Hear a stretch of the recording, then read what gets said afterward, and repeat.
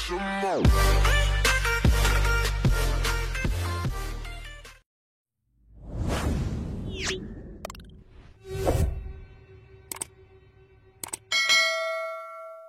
video ini saya akan membahas tentang perbedaan dan ketentuan masa sanggah untuk CPNS dan P3K 2021. Apa teman-teman sudah tahu bahwa masa sanggah pada masing-masing instansi atau jenis pendaftaran CASN berbeda-beda? Artinya ketentuan masa sanggah seleksi CPNS berbeda dengan P3K guru dan P3K non-guru. Nah, jika teman-teman belum tahu apa sih ketentuan dan perbedaan masa sanggah dari masing-masing jenis pendaftaran, teman-teman bisa simak video ini sampai selesai. Dan di sini juga saya akan berbagi tentang cara untuk mengajukan sanggah pendaftaran CSN di tahun 2021. Nah, jadi teman-teman simak videonya sampai selesai. Oke, kita langsung lanjut saja untuk yang pertama, yaitu masa sanggah CPNS 2021. Apa sih ketentuan masa sanggah CPNS 2021 dan apa arti masa sanggah? Pada pendaftaran CPNS 2021, yang dimaksud masa sanggah adalah waktu pengajuan sanggah yang diberikan kepada pelamar untuk melakukan sanggahan terhadap pengumuman hasil seleksi dan waktu tanggapan sanggah oleh instansi. Bagi instansi, masa sanggah dibutuhkan untuk memverifikasi kembali kesesuaian persyaratan umum dan khusus yang ditetapkan instansi dengan dokumen persyaratan yang diajukan teman-teman sampai dengan penetapan keputusan sanggah. Nah, buat teman-teman, jadi masa sanggah itu adalah pengajuan sanggah yang diberikan kepada pelamar untuk melakukan sanggahan. Teman-teman harus tahu nih, masa sanggah CPNS berlaku di masing-masing tahapan seleksi yang meliputi seleksi administrasi dan hasil integrasi SKD dan SKP. Nah, itu tadi tentang ketentuan masa sanggah untuk CPNS 2021. Kemudian untuk ketentuan masa sanggah P3K Guru 2021. Secara umum, pengertian masa sanggah seleksi P3K Guru hampir sama dengan masa sanggah pada CPNS 2021. Yang membedakan hanya pada jenis seleksi yang berbeda, sehingga hasil seleksi yang disanggah pun bisa berbeda. Pada pendaftaran P3K Guru, masa sanggah adalah waktu pengajuan sanggah yang diberikan kepada pelamar untuk melakukan sanggahan terhadap pengumuman hasil seleksi, yakni seleksi administrasi dan seleksi UNBK tahap 1, 2, dan 3. Masa sanggah ini juga berlaku bagi instansi berupa waktu tanggapan sanggah oleh instansi untuk memverifikasi kembali kesesuaian persyaratan umum dan khusus yang ditetapkan instansi dengan dokumen persyaratan yang diajukan pelamar sampai dengan penetapan keputusan sanggah. Nah, itu untuk ketentuan masa sanggah P3K Guru 2021. Kemudian, yang ketiga yaitu masa sanggah P3K non-guru. Sementara untuk masa sanggah P3K non-guru, pada pendaftaran P3K non-guru ini, yang dimaksud masa sanggah adalah waktu pengajuan sanggah yang diberikan kepada pelamar untuk melakukan sanggahan terhadap pengumuman hasil seleksi yang terdiri dari seleksi administrasi dan seleksi kompetensi teknis. Masa sanggah ini juga meliputi waktu tanggapan sanggah oleh instansi untuk memverifikasi kembali kesesuaian persyaratan umum dan khusus yang ditetapkan instansi dengan dokumen persyaratan yang diajukan pelamar sampai dengan penetapan keputusan sanggah.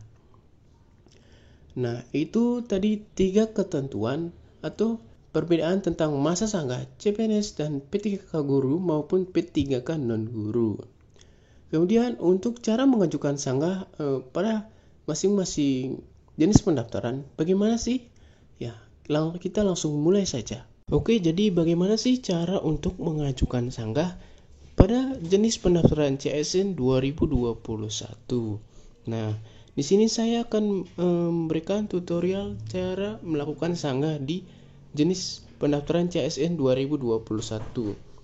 Seperti biasa, untuk portal melakukan sanggah yaitu di portal resmi BKN, yaitu sscnbkn.go.id.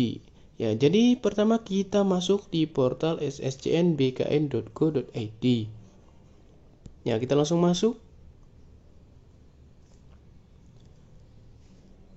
Kemudian jika teman-teman sudah masuk, maka tampilannya akan seperti ini.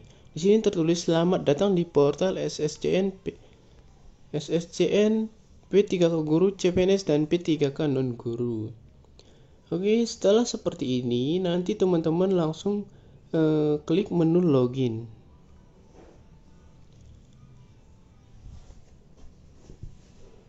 Kemudian teman-teman setelah seperti ini, teman-teman login dengan link dan password yang teman-teman gunakan untuk mendaftar di portal resmi SSCN. Kemudian kita masuk. Nah, kemudian di sini pasti akan muncul resume pendaftaran calon ASN. Setelah teman-teman masuk ke resume pendaftaran Anda, teman-teman scroll sampai ke bawah. Nah, nanti tampilannya akan seperti ini jika teman-teman tidak lolos seleksi administrasi. Maka di sini juga akan tertulis masa sanggah. Nah, teman-teman bisa langsung mengajukan sanggah.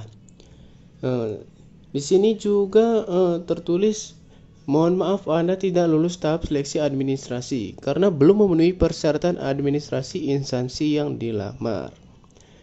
Nah, di sini tertera alasan TMS dari verifikator. Nah, setelah seperti ini teman-teman langsung klik saja ajukan sanggah. Oke, kemudian ketika teman-teman sudah klik ajukan sanggah, maka teman-teman akan muncul di form sanggah. Di sini juga akan tertulis alasan tidak lulus seleksi administrasi. Seperti ini nih contohnya, yaitu ijazah kualifikasi pendidikan pelamar tidak sesuai persyaratan ke prodi YBS kependidikan Islam, dan juga transkripsi tidak sesuai dengan kualifikasi. Nah, di sini akan ada persyaratan yang tidak terpenuhi seperti ini: scan ijazah asli dengan kualifikasi pendidikan. Kemudian di sini teman-teman bisa melihat dokumennya. Kemudian di sini teman-teman bisa mengisi alasan sanggah. Agar teman-teman bisa mengajukan sanggah, pastikan bahwa teman-teman memiliki alasan yang benar untuk mengajukan sanggah. Oke, jika teman-teman sudah mengisi alasan sanggah, nanti teman-teman bisa langsung mengklik akhiri proses sanggah. Nah, dan juga Anda teman-teman mencentang di sebelah tulisan demikian alasan sanggah untuk alasan TMS persyaratan saya buat sesuai dengan dokumen sebenar-benarnya. Dan apabila ternyata isian yang dibuat tidak sesuai dengan dokumen, saya bersedia menanggung akibat hukuman. Nah, teman-teman juga harus tahu bahwa mengajukan sanggah bukan untuk memperbaiki kesalahan yang dilakukan pelamar. Alasan sanggah yang pelamar isi harus benar, kemudian realistis dan tidak mengada-ngada, yaitu sesuai berdasarkan dokumen yang sudah diunggah sebelumnya. Oke. Jadi misalkan teman-teman itu lupa mengupload atau mengunggah dokumen, misalkan seperti transkripsi nilai, ijazah, atau surat pernyataan maupun surat lamaran, maka teman-teman tidak bisa mengajukan sanggah. Karena di sini diinformasikan bahwa bukan untuk memperbaiki kesalahan yang dilakukan oleh pelamar. Nah, itu tadi tentang ketentuan masa sanggah CPNS 2021 dan cara mengajukan sanggah CPNS 2021. Nah, buat teman-teman semoga bisa lolos di tahap seleksi administrasi ini. Buat teman-teman yang baru ketemu channel ini, jangan lupa untuk klik like dan juga subscribe agar tidak ketinggalan informasi terbaru dari saya. Oke.